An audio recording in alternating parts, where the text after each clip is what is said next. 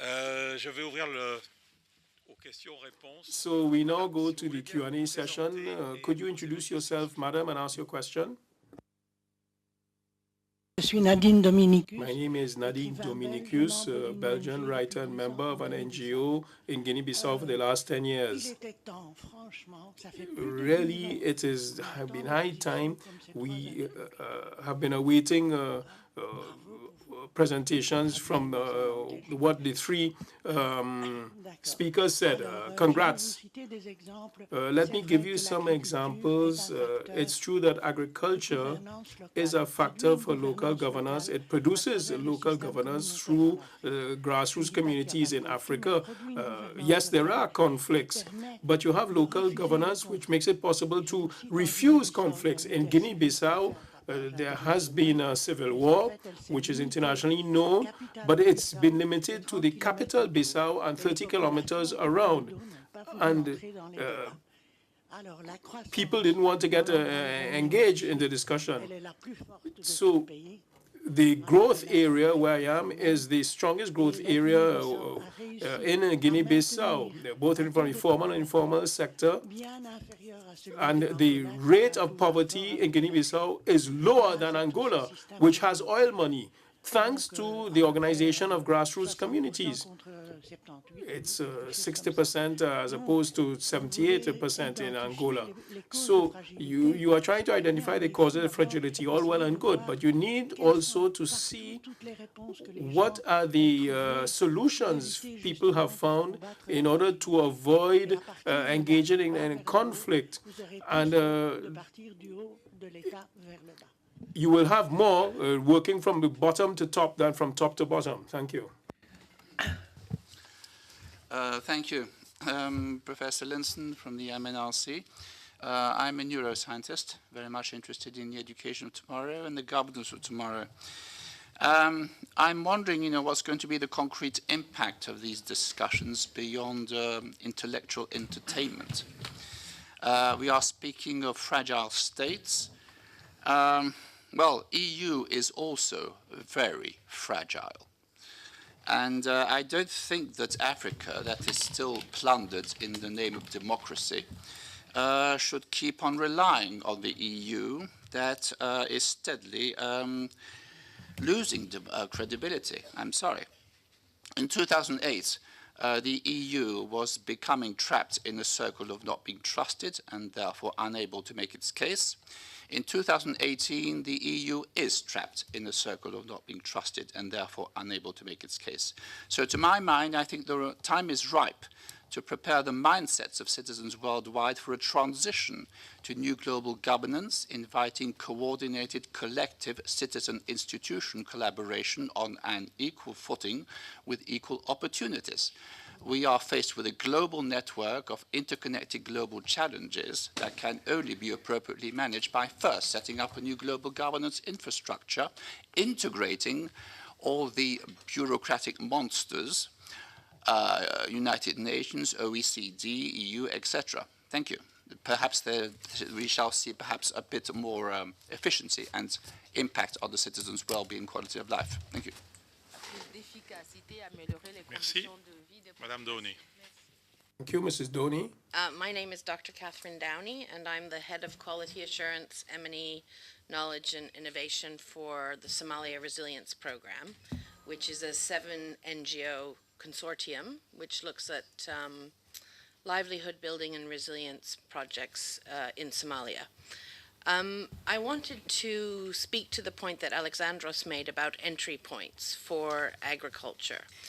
One of the greatest difficulties we have is in trying to go beyond smallholder subsistence to adoption and uptake of technologies, for example, for impact through scale. And what I mean by that is, I'll give you an example, and this is in no way a criticism, but for example, if we speak to the World Bank about trying to form cooperatives, trying to, for example, trial drought-tolerant technologies like legumes and seeds, for example, we are usually told, oh, well, our agricultural inputs go to FAO. That's where we put our money. That's where what we call the agricultural seeds and tools kits go, and they fund, and they are given to smallholder subsistence farmers. Now, we are trying to look at agriculture as an economic growth strategy eventually. I mean, we realize that the entry points are very difficult. When you've got a population that has not largely gone beyond subsistence, it is difficult to start talking about the formation of cooperatives, etc. But we, at the very least, want to start looking at funding demonstration plots and trying to actually, what I would call, bridge the gap between the smallholder farmer and, say, the research and latest agricultural technologies, which could have a profound impact on scale. So what we find is, and on the other side, I also want to say that even DEVCO doesn't work in Somalia right now. ECHO does, but in terms of being seen as a long-term arena for economic growth, it is very difficult to convince donors, almost all of them, that this is going to be a playing field in which we can start thinking about economic growth strategies. So what I wondered is, you know, perhaps in this room we could start a conversation about state fragility and economic growth strategies, and how do we go about actually convincing people that there are entry points for this. Bonjour, Jean-Jacques Grodin de l'ONG SOS Faim. I'm from SOS Hunger. I really appreciated the presentation from the gentleman with 20 years experience and talking about conflict situations and how to get out of them. And I noted 2 points of difference from the World Bank approach. The need to go through state structures to support agriculture and giving preference to agriculture for the domestic market, which strengthens the domestic market. The World Bank reinvested a lot in agriculture, but if you look at the various programs which have been used for agriculture in fragile countries or conflict-affected countries, well, the results are varied, like the Democratic Republic of Congo. Well, I know what they're doing with the agro-industrial parks. It requires millions of euros of investment, and it does not take account of small holdings.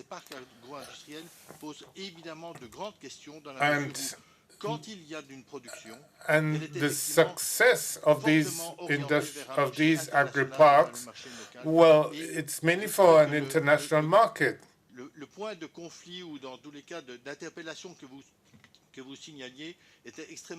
And the points that you raised were very important for today's discussion. Thank you. Thank you.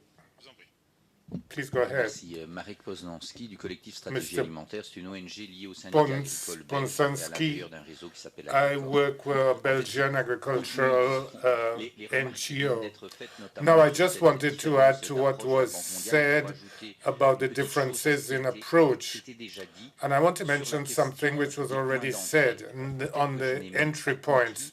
Maybe I misunderstood, but one of the entry points which was given by the World Bank representative was that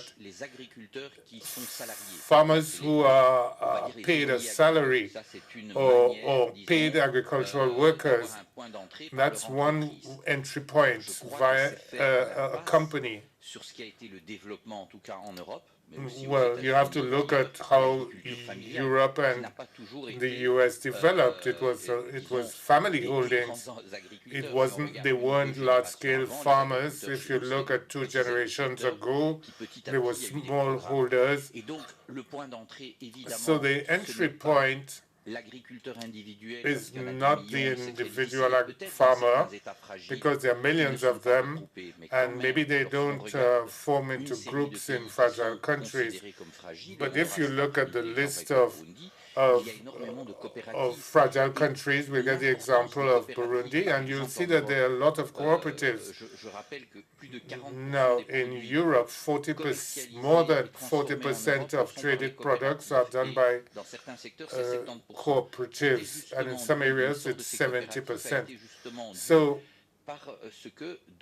cooperatives were born because the other sectors were too weak.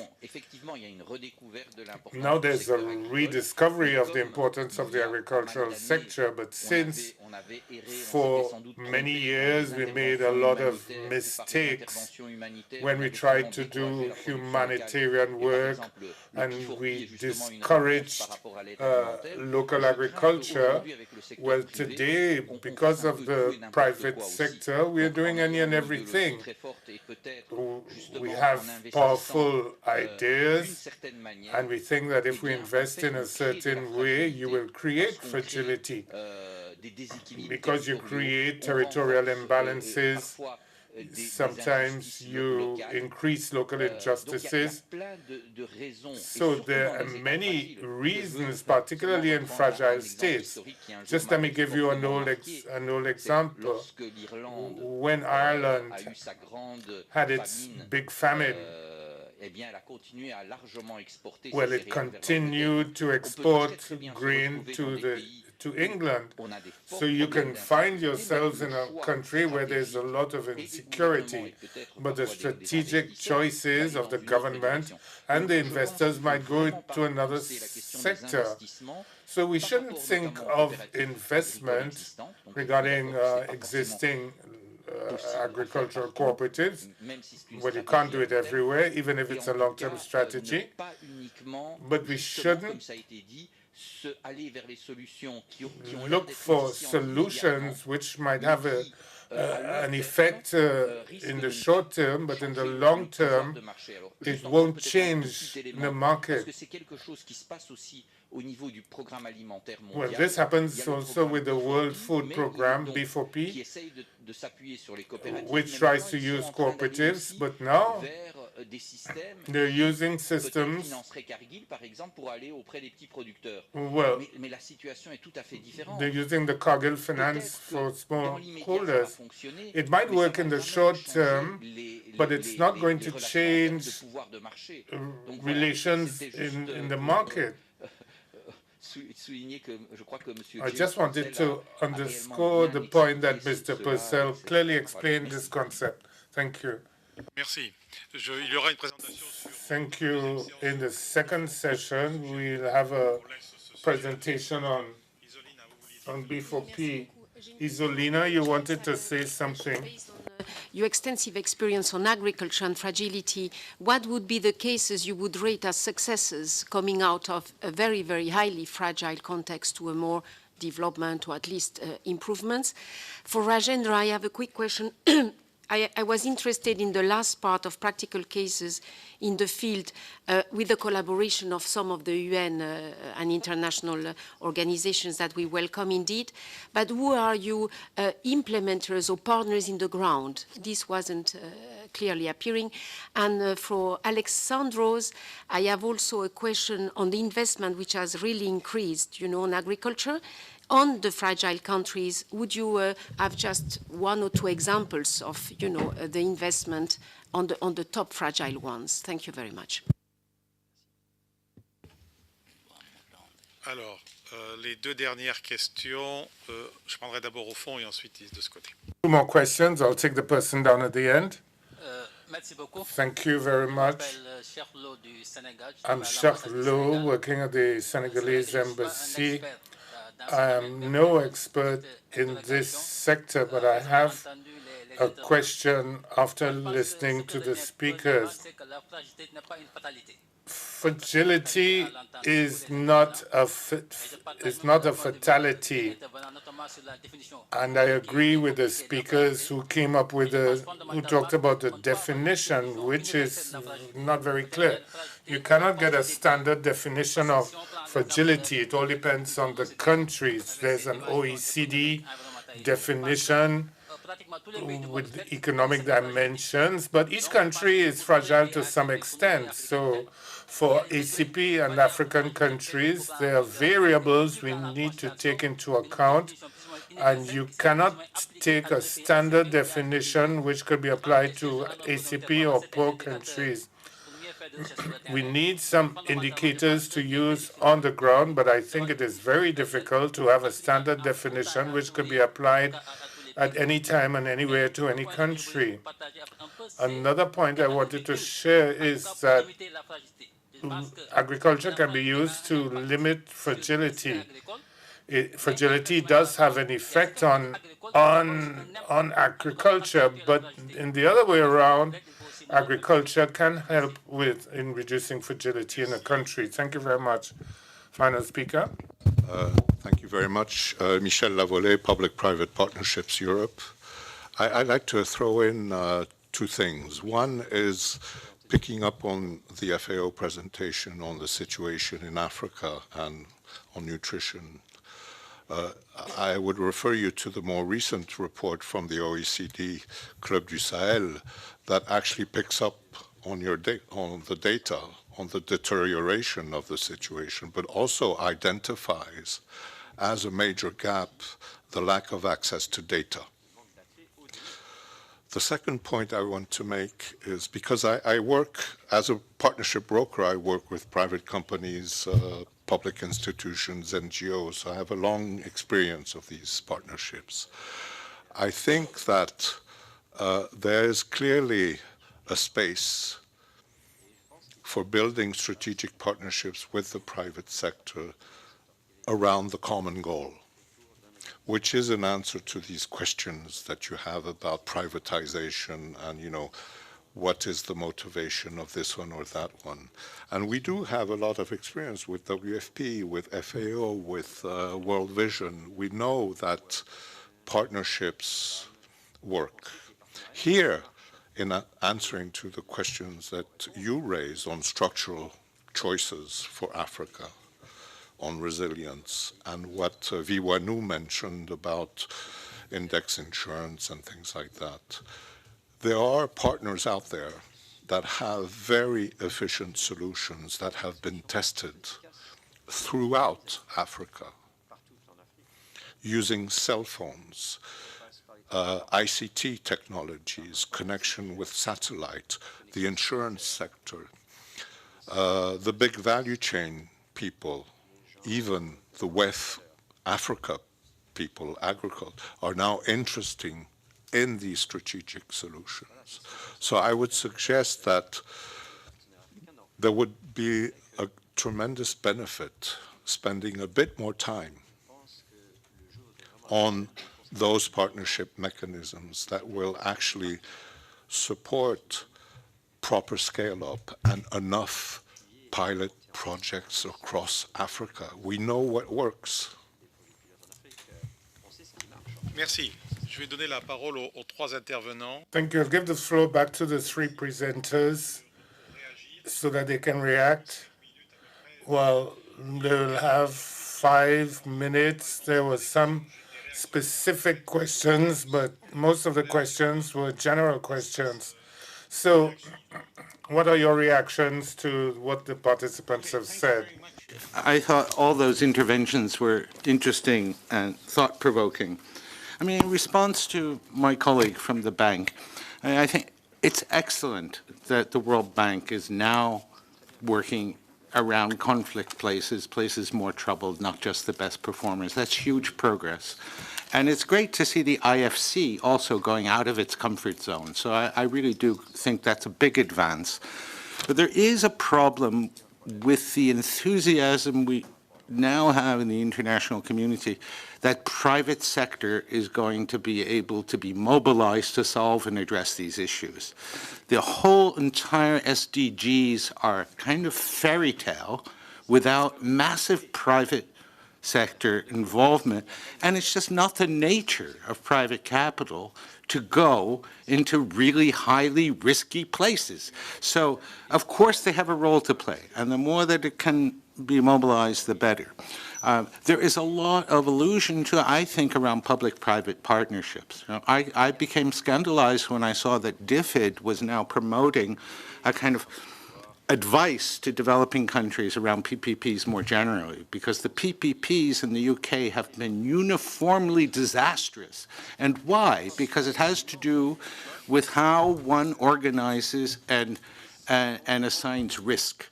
Okay? So in many of the PPP actual empirical experiences, private sector can walk away and the public is left holding the bag. In this case, it's often the donor country public left holding the bag. But so I think it's obviously we want to see the promotion of private sector actors in all situations in the developing world. That's one of the things about underdevelopment, is that there's not capital accumulation and there's not investment, expansion of production.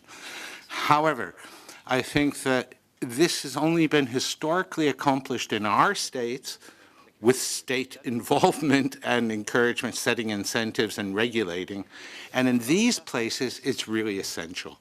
And I'm sorry, but if you look at the most conflict-affected places, the private sector is not going to be playing the major role.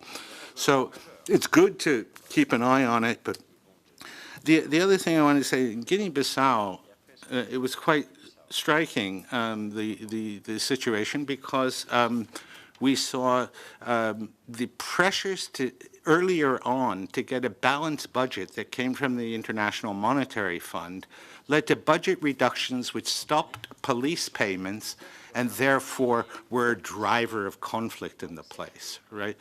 So I think the specificity, it's not that we don't want to talk about development and conflict together. Of course they should be. But we do need to look at the drivers. And one of the big problems is that a lot of donor assistance, agricultural programs and others are being put into places without any understanding of the sinews of power in a place. Which elites are included, which are excluded? Because how does an IFC program or a big investment in agricultural commercial farm affect local power structures? That can be much more important in relationship to prolonged conflict, displacing people, and the kind of kickback against that. So in terms of your specific question, I have comments to say about a lot of the other things that people intervened on, but it goes beyond my 5 minutes. What's a positive example? I think we probably find a lot, and a lot of you spoke to, very positive micro-level interventions that are going on that make agricultural people who are among the poorest and therefore also very vulnerable to being mobilized for violence. There's a lot of successes in FAO interventions in other places. If you try to look at national movement with agriculture, I think there is a huge amount to be learned from Rwanda. And Rwanda, compared to Burundi, we have a colleague from Burundi who's going to be speaking about things, it is quite a striking comparison, using cooperatives and private sector. But one of the first things that the government of the RPF did was they rounded up all the NGOs and threw them out of the country. And they said, come back when you design programs that are conducive to the national development vision that we have, which they did. And so we see that there has been an important creation of state capacity where it was lacking, to be able to rely a lot on private sector actors, actually, foreign and domestic, mostly domestic, but with a state regulatory framework. And so, and to build up those capacities, be able to manage the budget, to know about agriculture. In other words, have people in the Ministry of Agriculture in Rwanda now who really know what are the agricultural possibilities, what are the potential market possibilities, be able to coordinate certain incentive structures so that Rwandan coffee could massively restore its productivity and then even gain foothold in UK supermarkets and whatnot as a, as a niche product. So I think there's a lot to learn from how they did agriculture along with other things. But of course, it's very controversial. It's controversial politically. This is not a place of great political freedom, but it's a place of quite considerable safety, security, and now incremental growth from a very poor starting point.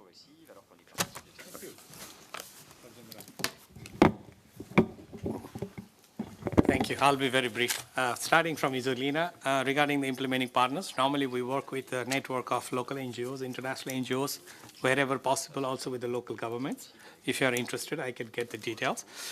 The example from Guinea-Bissau, I was also remembering another example from Kenya and Uganda because of the drought last year. The pastoralists from Kenya, in order to escape the drought, they were taking the livestock to Uganda, and the conflict started. And IGAD played a very vital role. And somehow IGAD managed to facilitate and come to a consensus. And now I understand that, and they develop a sort of like a framework. And I understand now that South Sudan and Ethiopia, they're also going to follow the same. So the bottom line, there are solutions also. I think there are certain solutions available locally rather than looking at the things more from policy level or macro level. But for that, we need to invest a lot of energy, time, and negotiation and dialogue.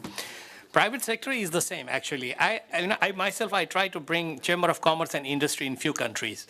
And we realized from the first meeting that we speak different language. Especially in this humanitarian development nexus, we have to really find a sort of like a common language that we understand each other. It's not only profit making or doing business. It's also probably, so I think for that also we need to invest time. We really need to invest. And thanks for raising this and being a representative from the private sector. I was referring to the example from Turkey. We managed to bring the Turkish Chamber of Agriculture Commerce for creation of job, because they are a sort of like an umbrella organization with different members, and we actually facilitated the on-the-job training for Turkish refugees in their entrepreneurship, like say livestock farm or pistachio farm or apple orchards. So there is opportunity. I don't want to talk more about development because that's really not my area of expertise. But I think we need to somehow, engage ourselves more and more into this. This example from Somalia, World Vision, I am really not aware of this, so maybe we can talk bilaterally later. Personally, I was very closely working with World Vision at different forums, especially on coordination issues.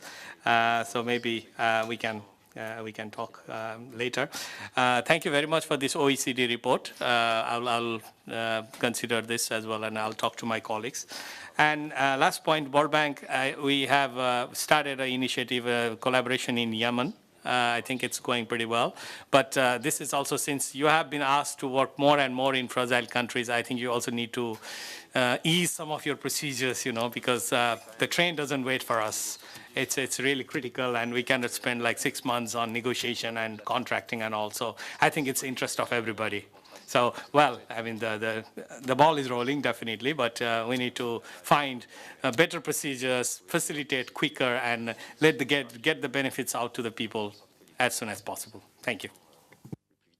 Thank you. Alexandros.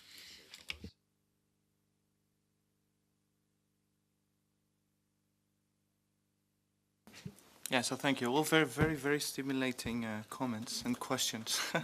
Very, very happy about this. Well, there are a lot of comments that I can obviously talk about bilaterally afterwards about specific objections, about the measures that I mentioned. But I would like to focus on the comment about the differences in the approach, and that was very spot on. The differences in the approach, in our approach with respect to other institutions, I guess, lie in two things: the state versus non-state actors, who do we work with, and international versus domestic solutions, right? So this was very spot on, and I would say that there are reasons for this. So first of all, on the state and non-state actors, we don't exclude any. So we know that the long-term solutions rely with the state, but the state structures in fragile and conflict states, they're actually very fluid themselves, right? And also often governments are part of the problem. So you don't really solve a problem by working only with the government. So this is a very important thing to keep in mind, right? There is a principle that we work on that says basically that we do not just work on the long-term solutions or just on the short-term solutions. We need to do both at the same time. And that means working with the government, but also to get short-term solutions, to get jobs, to get economic activity going, you need to also go outside the formal route, especially if that formal route is part of the problem, right? So this is important to keep in mind. On international and domestic solutions, there are three main reasons actually why you would also look internationally. First of all, you want to, in a fragile situation, a complex situation, you want to break some of the toxic political economy dynamics that fuel the conflict, right? So by going outside and bringing in other players, bringing in basically someone external to the system, then you move away from everything that creates also the conflict. Of course, you need to be conflict, what we call conflict sensitive in how you do that, because you may actually aggravate situations later. And that is a dilemma that there's no easy solution to. The solutions that we have found is to actually go in thoroughly and examine and take months and months and months to approve any investment that we do with international or national investors. But that basically moves us away from having solutions now when they're needed, and we face, again, criticism for not being efficient enough. But in general, as a principle, working with international partners makes sense. It makes sense to break the political economy dynamics. It makes sense to bring some stability of incomes, because basically the economic activity is very volatile in many of these situations because of the conflict, because of fragility. So you want a stable stream of income that comes from abroad. And it also makes sense in terms of standards, in terms of know-how, in terms of scaling up basically later on. And then I would agree with James that it's not really an obvious thing to do, because the private sector is not driven to risky situations. So that's where we can actually make most of a difference, by signaling what is possible, by using our leverage to bring in some players that can make a difference. In terms of examples on examples of investments that have been most successful, I would say there are many, but they're mostly concentrated in countries that are slightly away from full-blown conflict, right, in terms of time or in terms of space. So we're talking about projects in Cote d'Ivoire, we're talking about projects in Lebanon, we're talking about projects in Nepal. There is a learning process, like I said, for us too. Right? So getting out of our comfort zone and getting into situations that are more risky is also a learning process for us, in order to move further on into situations like Syria or Yemen, or the impossible ones, making the possible, the impossible possible. Thank you. Thank you all. Thank you for all the participants for a very lively debate. We are going to have a second session after the coffee break, where there will be examples presented, and I suppose that will revive the debate on specific cases. I wish you a good day, and it was a pleasure to be here with you today. Thank you.